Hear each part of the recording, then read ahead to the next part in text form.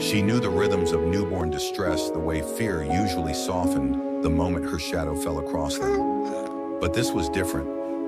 Every time she leaned closer, every time her massive hand moved gently toward her baby's face, the screaming intensified. The infant thrashed wildly, eyes wide, body rigid as if the sight of his own mother had become something unbearable. No one watching could understand it.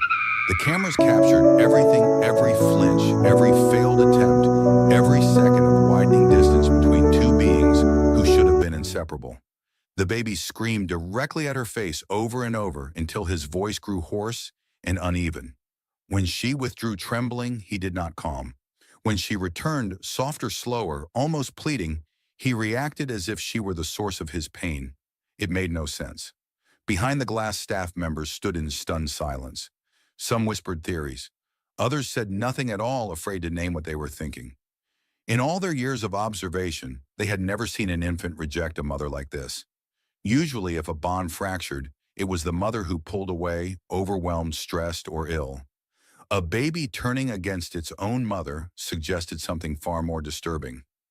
Was he afraid of her?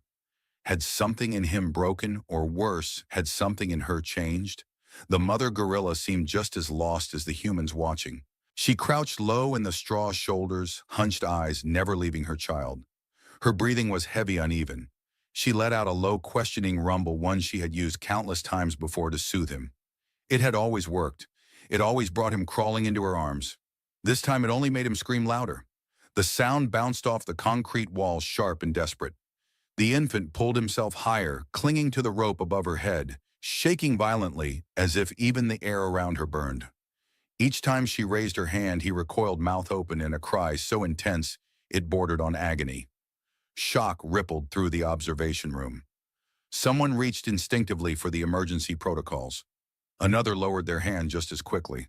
Sedation was an option, but sedating a mother already under this level of distress carried risks of its own. Intervening too early could shatter what little trust remained. Waiting too long could cost the baby his life. The uncertainty was unbearable. As the minutes stretched into hours, confusion turned into something darker. The baby had stopped making eye contact altogether. His gaze slid past his mother, unfocused, as if she were no longer something familiar. His pupils remained constricted. His breathing came in shallow bursts. Every scream sounded weaker than the last, but no less filled with fear. And still no one understood why. The mother shifted closer again, slower this time, every movement measured. Her hand trembled as she reached up, fingers open, gentle enough to cradle a leaf without tearing it. For a brief, fragile moment, it seemed like he might calm. The screaming paused. Hope flickered. Then it shattered. The infant convulsed with another piercing cry, his body stiffening as if struck by pain. The mother jerked her hand back instantly, as though burned. She beat her chest once, not in dominance, not in warning, but in something that looked painfully like despair. The sound echoed. Even the humans felt it. Something was deeply wrong, and every instinct in the room screamed that the obvious explanations were wrong. This was not rejection born of fear. This was not aggression. This was not a broken bond. This was distress layered on top of distress, two beings trapped in the same moment, unable to reach each other, both suffering, neither understanding why. As the sun climbed higher, the baby's cries grew uneven, cracked by exhaustion. His small body trembled continuously now. He no longer fought as hard when she drew near. Instead, he screamed as if bracing for something he could not name. The mother noticed. She tilted her head, studying his face with intense focus. Her eyes narrowed, not with anger but concentration. She leaned closer, ignoring the screams, ignoring the tension rippling through her own body. Her nostrils flared as she inhaled slowly, carefully, near his face. The reaction was immediate. The baby screamed again, but this time something changed. The sound was no longer just fear. It carried pain. The mother froze. She sniffed again, closer now, her breathing shallow, urgent. Her entire body went rigid, as if some invisible line had just been crossed. The screaming faltered, breaking into weak, uneven gasps. The baby's strength was fading, and she could feel it. Confusion drained from her expression, replaced by something far more dangerous. Recognition. Behind the glass, no one spoke. Every eye was fixed on the same detail, the way her posture shifted, the way her focus sharpened, the way her hand hovered near the baby's head, no longer hesitant, no longer unsure. She was no longer asking what was wrong. She was searching for it. And in that moment when the screaming finally paused, when mother and child locked eyes through exhaustion and fear, the truth edged closer, unseen but imminent. Whatever was happening here was not cruelty. It was not rejection. It was not madness. It was the beginning of a realization that would change how everyone watching understood pain instinct and love itself. And the most shocking part was still to come. By the second day, the screaming no longer shocked anyone. It wounded them. It settled into the bones of the sanctuary, a constant frayed sound that followed every movement inside the enclosure. Caretakers flinched when it started again each morning, not because it was loud, but because it was so unmistakably wrong. This was not the voice of a baby asking for comfort. It was the voice of something trying to escape pain it did not understand. Inside the habitat, Kira sat motionless beneath the climbing structure, her massive frame folded inward as if she were trying to make herself smaller. Her son Tano clung above her on the rope, eyes wild, chest heaving. Whenever her shadow shifted, his body tensed. Whenever she lifted her face toward him, he screamed. The space between them felt enormous. Kira had not slept. She barely ate. She watched him with an intensity that bordered on desperation, memorizing every twitch, every breath, every sound. Mothers of her kind were built to read their infants, to sense hunger, fatigue, fear, but this behavior defied every pattern she knew. Each time she reached for him, she triggered the very reaction she was trying to stop. So she began to hesitate. Her hand would rise, then fall again. Her eyes would soften, then harden with confusion. She made herself wait, thinking perhaps he needed distance. Perhaps she was overwhelming him. But the distance didn't soothe him either. The screaming continued raw and unbroken until his small body trembled from exhaustion. Behind the glass, the debate turned heavy. "He's rejecting her," someone finally said quietly, as if afraid the words themselves might break something. No one contradicted it. The evidence seemed undeniable. The baby screamed directly at her face. He avoided her touch. He reacted as though her presence itself caused distress. Another voice followed, colder, more clinical. If the bond is damaged, keeping them together could be doing more harm than good. Kira could not hear the words, but she felt the shift in the air. The humans were watching her differently now. Their movements were sharper, their conversations quieter. She sensed their uncertainty, and it fed her own. She tried again. Slowly, deliberately, she climbed partway up the structure, moving with a care so extreme it bordered on reverence. Her breath shook as she extended her arm, palm open, fingers loose. She did not touch him. She waited. For a moment, just one, the screaming stopped. Tano stared at her, eyes glassy, unfocused. Hope surged through her chest so fast it hurt. Then he screamed again, louder this time, desperate, as if the silence itself had frightened him. Kira recoiled, heart hammering. She pulled her arm back instantly and struck the ground once with her fist, not in anger, but in a reflex she could not control. Dust erupted around her. The sound echoed sharply, and Tano screamed harder still. Confusion turned to anguish. Kira sank back down, curling her arms tightly around herself. She rocked, a slow, repetitive motion, her head bowed. Low sounds escaped her throat, broken, questioning rumbles that no one could translate. She was not angry. She was not threatening. She was grieving while her child was still alive. The humans watched in silence. Some turned away, others couldn't. One caretaker pressed her palm against the glass, tears pooling in her eyes. This wasn't what rejection looked like in textbooks. This wasn't neglect. It was something far more painful. It was misunderstanding. Tano's condition worsened as the hours dragged on. His screams grew weaker, breaking into hoarse gasps. He clung less tightly to the rope, now his small fingers slipping occasionally before gripping again in panic. His body was burning energy he didn't have, locked in a loop of fear and pain that no one had identified yet. And still, every time Kira came close, he reacted as if she were the danger. The staff discussed sedation, temporary separation, intervention. Every option felt wrong, and every delay felt cruel. They spoke in hushed tones as though the walls themselves might overhear. "She's triggering him," one of them said softly. "Whether we like it or not." The words landed like a verdict. Inside the enclosure, Kira noticed the change before anyone moved. She noticed the tension in the air, the way eyes followed her more closely, the way bodies gathered near the access gate. Something was about to happen. She did not know what, but she knew it involved her baby. Panic flared. She stood abruptly, climbing higher, closer to Tano despite the screams. Her movements were no longer cautious. They were urgent. Her breath came in harsh bursts as she reached for him again, this time faster, as if afraid she was running out of time. Tano thrashed, shrieking, his grip faltering. For a terrifying second, his fingers slipped completely. Gasps filled the observation room. Kira lunged forward on instinct, catching him mid-fall. She cradled his small body against her chest, her hand cupping his head protectively.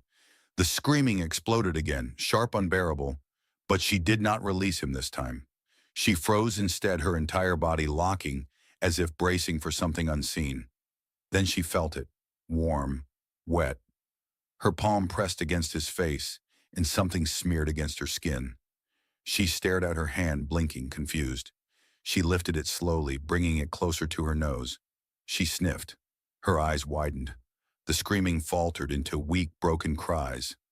Kira sniffed again, closer now, her nostrils flaring. Her breathing changed, short, panicked inhales that shook her chest. She shifted her grip, tilting Tano's head gently, despite his trembling. The humans leaned forward as one.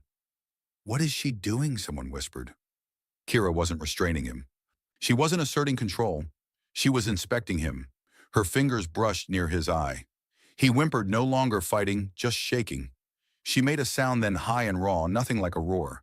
It ripped out of her chest and echoed through the enclosure, a sound so full of terror that it silenced every voice behind the glass. She knew. Whatever had looked like rejection, whatever the humans had mistaken for fear or broken bonding, was something else entirely. It had always been something else. Kira drew her baby closer, her massive arms trembling as she rocked him. Her movements softened, slowed, became deliberate again. She licked carefully near his face, around the place where the scent was strongest. The screaming dwindled into weak, uneven breaths. The misunderstanding cracked open. This was not a baby rejecting his mother. This was a baby reacting to pain every time she touched him. And Kira misread, doubted, nearly intervened against, had been trying to understand it all along. Behind the glass, no one spoke. The realization settled heavily, painfully, reshaping everything they thought they had seen. What looked like fear had been a warning. What looked like rejection had been suffering. And what they had almost taken away was the one being who understood it before anyone else did. The truth was no longer hidden, but acting on it would require a choice, one that would test trust on both sides of the glass. The moment did not arrive with shouting or alarms. It arrived with stillness. After days of screaming, the sudden quiet felt unnatural, almost frightening. Inside the enclosure, Kira sat hunched low, her massive body curved protectively around Tano. The baby no longer thrashed. His cries had faded into weak, uneven whimpers that barely carried beyond her chest. Every breath he took seemed to cost him effort, and Kira felt it, each shallow rise, each fragile pause against her own heartbeat. She did not move. Her arms locked around him, not in restraint, but in terror. She had found something wrong, and now she was afraid that if she shifted even an inch, it might vanish or worsen. Behind the glass, the humans realized it too. The chaos that had filled the observation room earlier dissolved into stunned silence. No one argued anymore. No one debated theory or protocol. Every eye was fixed on Kira's hands and the way she kept them steady despite the tremor running through her arms. "She's inspecting him," someone whispered, voice barely audible. Dr. Hayes leaned forward, his face pale. "No," he said quietly. "She already did.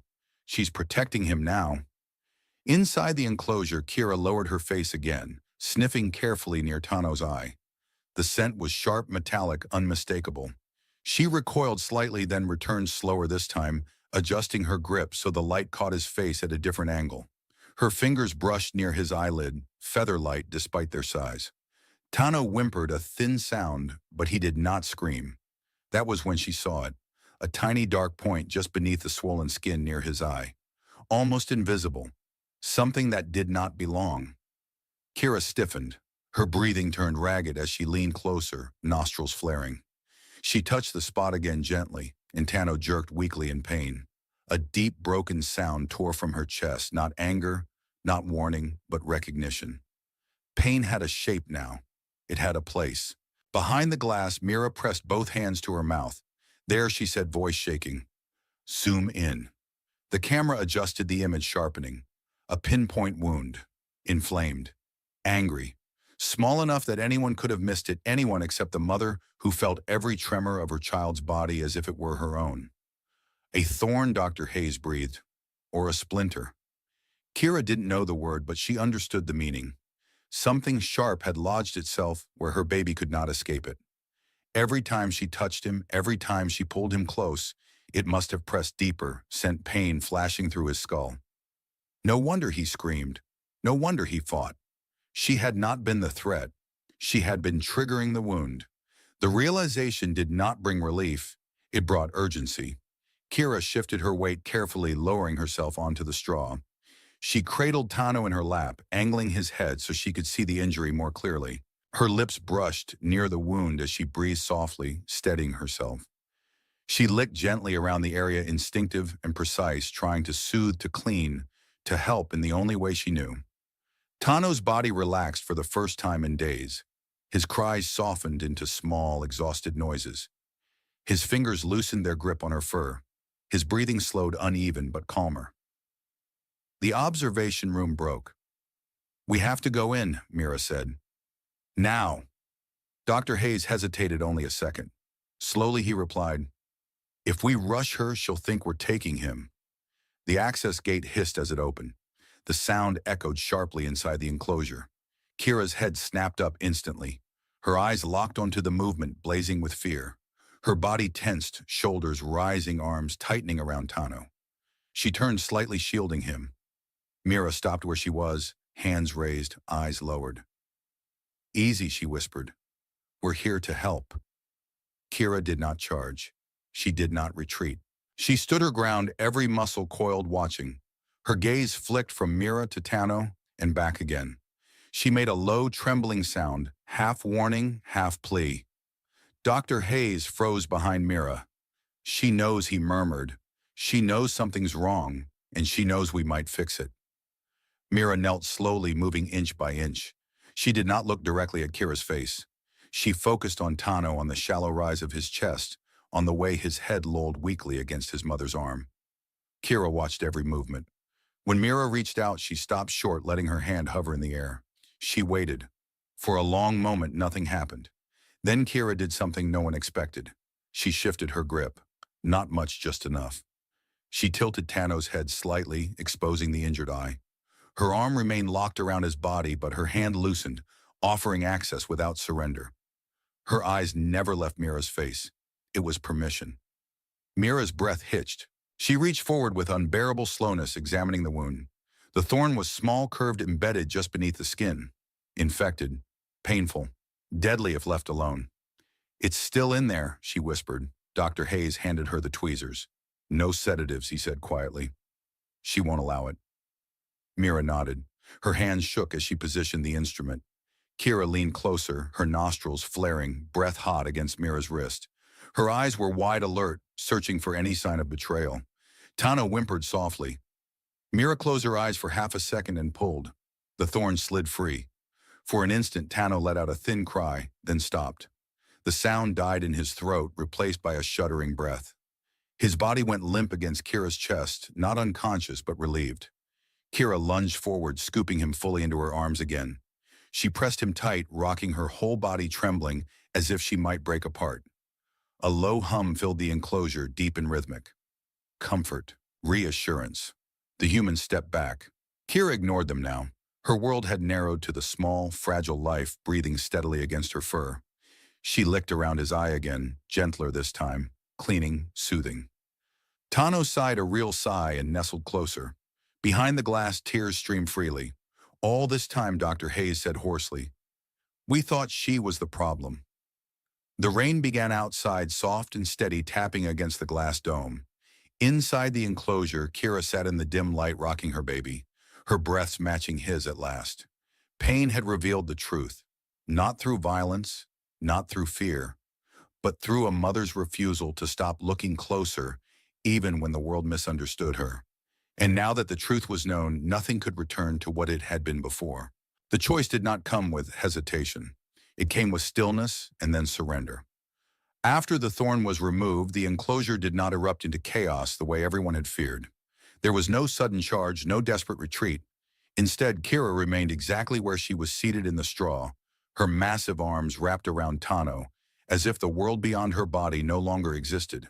Her breathing slowed, each exhale deeper than the last, matching the rhythm of the small chest pressed against her heart. For the first time in days, Tano slept. Not the exhausted collapse of a body giving up, but real rest. His tiny fingers loosened in her fur, his brow smoothed. The sharp tension that had twisted his body since the pain began finally released its grip. Behind the glass, no one spoke. They were afraid that even words might break the fragile peace. Mira remained kneeling where she was, heart-pounding hands still hovering in the air. The thorn lay in the metal tray beside her, small and curved and terrible in its simplicity. Something so tiny had nearly destroyed a bond that should have been unbreakable. Dr. Hayes wiped his face with the back of his hand. "We still need to treat the infection," he said quietly. "Antibiotics, topical and systemic. If it spreads," I know, Mira interrupted softly, "but we don't get to decide how." They both looked at Kira. The gorilla's eyes were half closed now, heavy with exhaustion and relief, but she was not unaware. When Mira shifted slightly, Kira's gaze lifted immediately. Alert, assessing, still protecting. This was the moment. Every protocol said the same thing: sedate the mother, remove the infant, treat him in isolation. It was safer, controlled, efficient, and it would have shattered everything. Mira took a slow breath and stood up carefully, making sure her movements were visible. She did not approach Kira. She did not reach for Tano. She simply waited, her hands open, her posture low, her eyes soft. "We need to help him," she said quietly, not sure whether she was speaking to Kira or to herself. "But we won't take him from you." Kira watched her for a long time. Her chest rose and fell. One of her hands adjusted minutely around Tano's back, shielding him. Her jaw tightened, and for a moment it looked as though she might turn away, entirely ending the conversation before it began. Then she did something that no one in the room would ever forget. She shifted again, carefully repositioning Tano so that his injured eye faced outward. Her arm remained wrapped around his body, but the angle changed just enough to reveal his face. She did not release him.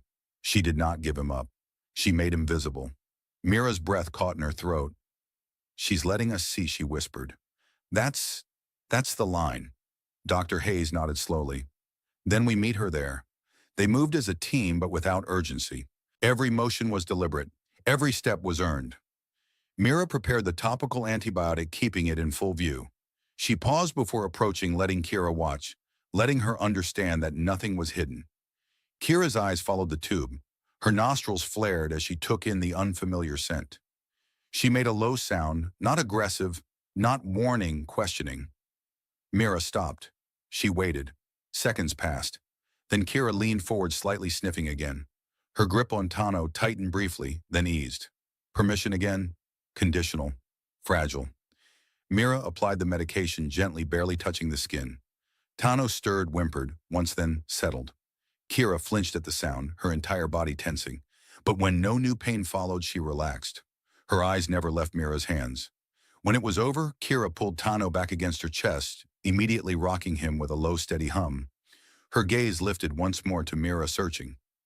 Mira stepped back. "That's it," she said softly. "We're done." The choice was made. From that moment on, everything changed. They did not separate mother and baby. They did not sedate Kira. They adjusted the entire treatment plan around one unshakable truth: Kira was not an obstacle to Tano's survival. She was the reason for it. Over the next hours, the team worked in quiet cooperation with her. Oral antibiotics were mixed into softened fruit and offered within her reach, never forced. Fluids were provided in ways that allowed Tano to nurse without disruption. Every intervention was slow, visible, respectful, and every time Kira decided whether it was allowed. She watched everything. She learned quickly. When the medication soothed instead of harmed, she no longer tensed at Mira's approach. When Tano slept more deeply after feeding, her body loosened, her posture softening inch by inch. By evening, she finally lay down. It was the first time she had rested fully since the screams began. Tano slept curled against her stomach, his breathing, even his tiny hand, resting against her fur. Kira's eyes remained open for a long while, scanning the enclosure alert, even in peace. Only when Mira left the room did she allow her head to lower her chin, resting on the straw. Outside, rain washed the sanctuary clean. In the observation room, Dr. Hayes sat heavily in a chair, staring at the monitors. "I've been doing this for 20 years, he said quietly. "I've never seen an animal make a choice like that." Mira didn't answer right away. She was watching Kira's chest rise and fall, the way her hand curved protectively around her child even in sleep. "She chose trust," Mira said finally. "Not because she was calm, not because she wasn't afraid, but because she understood what was at stake." That night the footage replayed again and again among the staff. Not the screaming, not the chaos. The moment that stayed with them was quieter than that. It was the moment Kira tilted her baby's face toward the light. A decision made not in instinct, not in desperation, but in awareness. A mother recognizing that love alone was no longer enough, and choosing partnership instead of isolation. By morning, Tana woke hungry. He nursed eagerly, his body stronger, his eyes clearer. The swelling had begun to fade. When Kira shifted, he did not scream. He did not pull away. He leaned into her touch as if nothing had ever been wrong. Kira froze when it happened. Then she let out a sound so soft and deep it barely registered as a vocalization at all. Relief, awe, something like gratitude. She pressed her forehead to Tano's and held it there for a long time. The choice she made that day did not just save her child. It rewrote how everyone who witnessed it understood her. Not as a dangerous animal who needed control, not as a mother driven only by instinct, but as a being capable of judgment, restraint, and trust at the exact moment it mattered most. The silence did not arrive all at once. It crept in slowly, the way calm does after a long storm, tentative, fragile, almost suspicious. In the days that followed the removal of the thorn, the enclosure felt different. Not quieter in sound, but quieter in weight. The kind of quiet that settles only after something has been endured and survived. Kira no longer paced. She no longer hovered with that tight, coiled vigilance that had gripped her body for so long. She still watched, she would always watch, but the tension had loosened its hold.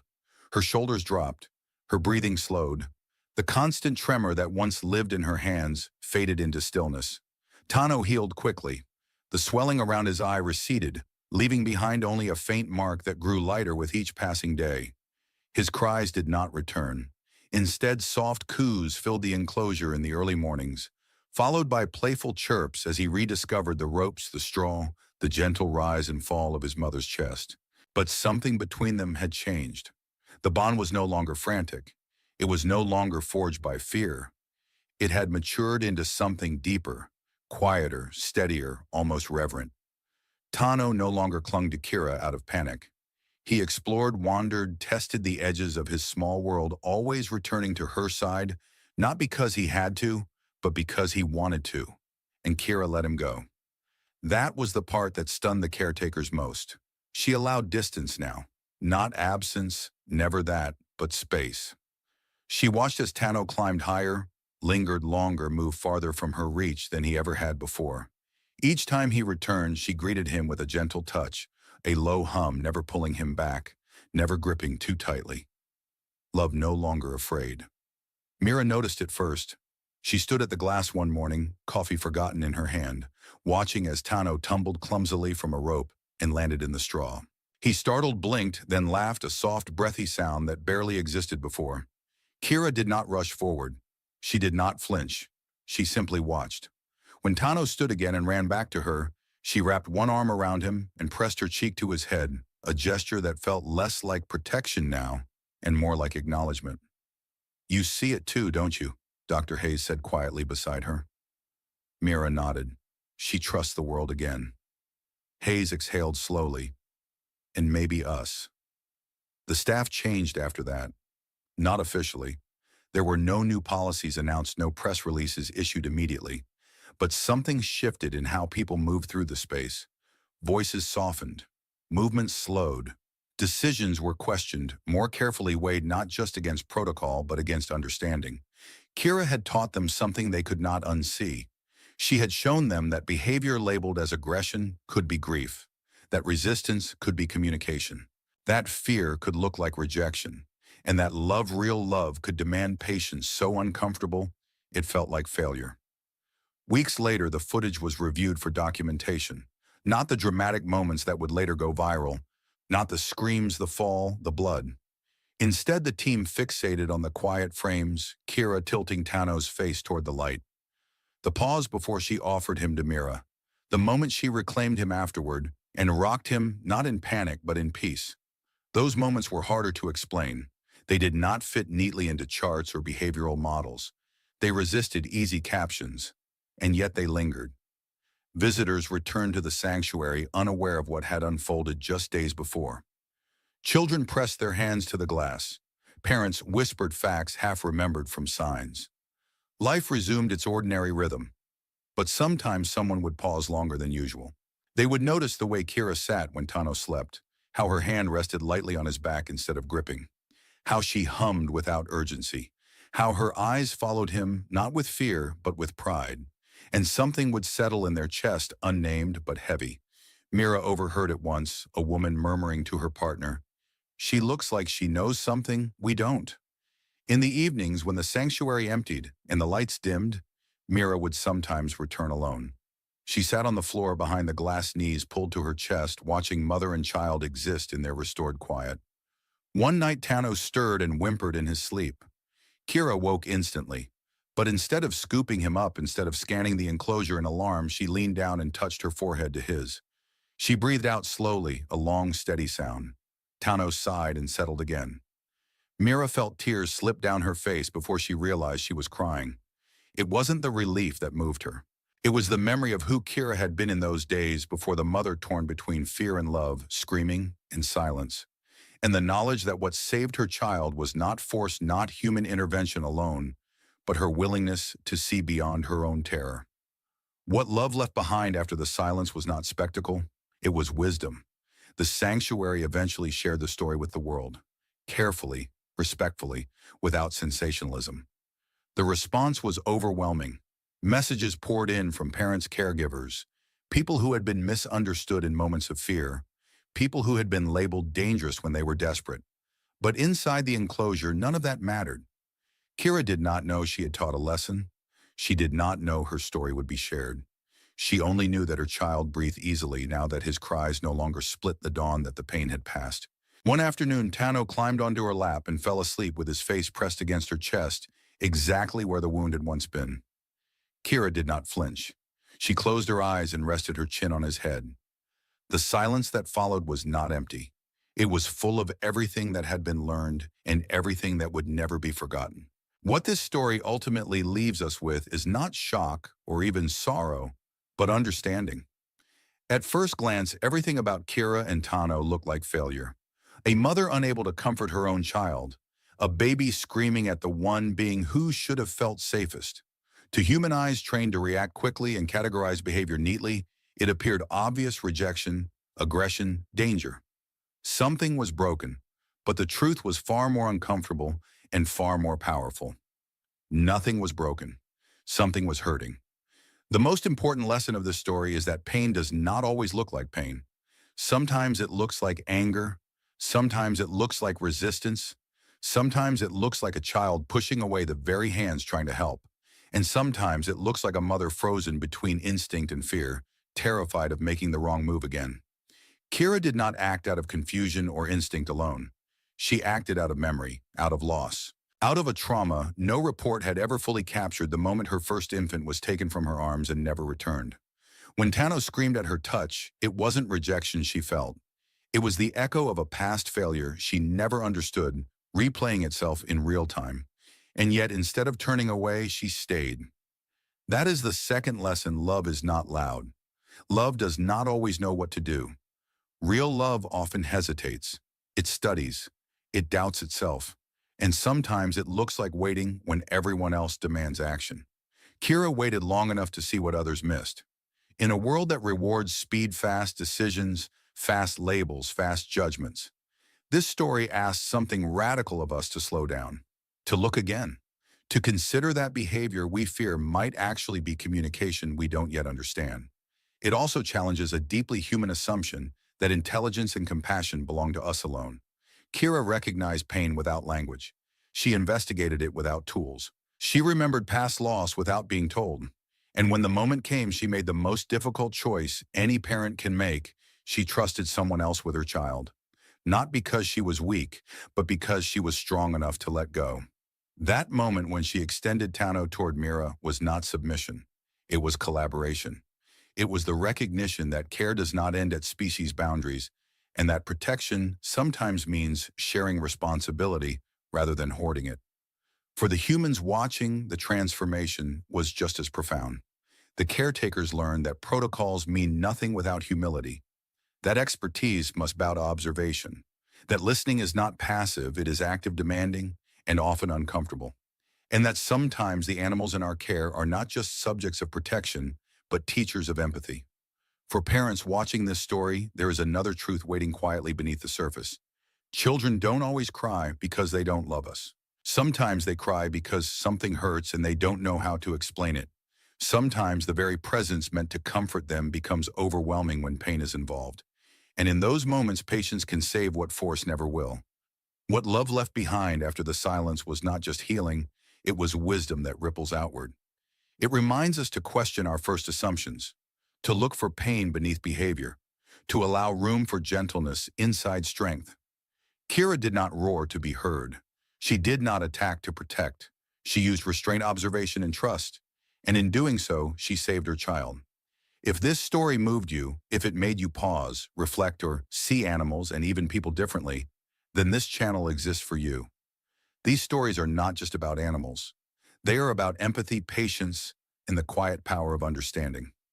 Please like this video, subscribe to the channel, and share it with someone who believes that compassion still matters. Your support helps us continue telling stories that remind the world that love doesn't always shout, but it always listens.